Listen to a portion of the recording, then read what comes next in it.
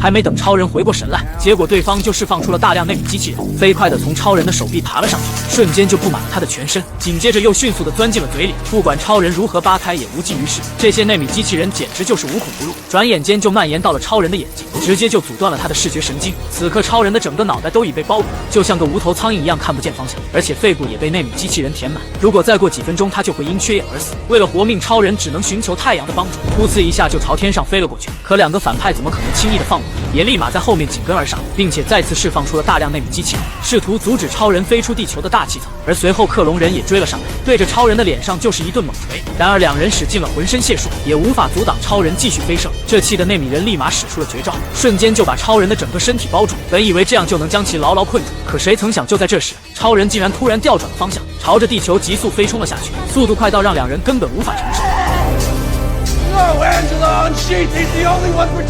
这就是今年 DC 新出的超人电影，强烈推荐大家去看下完整影片，保证绝对不会让你失望。